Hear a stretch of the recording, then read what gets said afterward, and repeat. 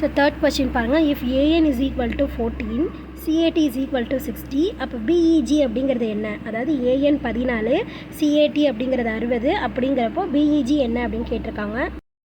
Mostly alphabets கொடுத்தாங்க அப்படின்னா ஒன்று ஆல்ஃபபெட்ஸ் ஏல வந்துட்டு ஏ வந்து 1 அப்படின்னு இருக்கும், அப்படி இல்லை அப்படின்னா இசட் வந்துட்டு 1 அப்படின்னு இருக்கும். ஓகேவா? ஸோ இப்போ இந்த மாதிரி நம்ம ஏ வந்துட்டு 1 அப்படின்னு சொல்லிட்டு கால்குலேட் பண்ணோம் அப்படின்னா நம்மளுக்கு என்ன வருது அப்படின்னு சொல்லிட்டு பார்ப்போம். ஏ 1 அப்படின்னா பி வந்து 2, சி வந்து 3. ஓகேவா? ஸோ இந்த மாதிரி வரிசையாக போய்கிட்டே இருக்கும். அடுத்தது என்ன இருக்குது? என் இருக்கா? ஸோ என் வந்து என்ன அப்படின்னு பார்க்கணும். ABCDEFGHIJKLMN. ஓகேவா? ஸோ என் வந்து எத்தனாவது வருது? 14th வருது. ஸோ அப்போ n இஸ் ஈக்குவல் டு 14. ஓகேவா?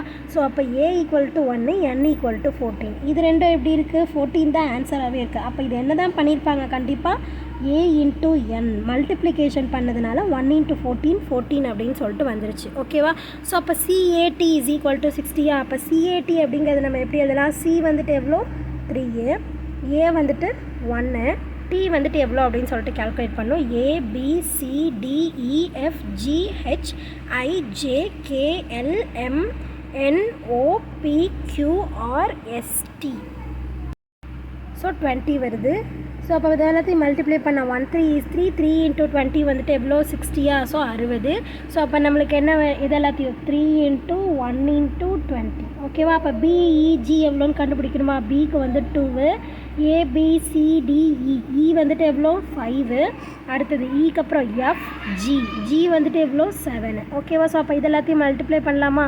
2 5 ஆர் ஈரஞ்சு எவ்வளோ? 10, 7 எவ்வளோ? 70. So 10 7s are 70. ஓகேவா? So the answer is option D 70. புரிஞ்சுதான் இந்த சம் எப்படி போட்டிருக்கோம் அப்படின்னு சொல்லிட்டு.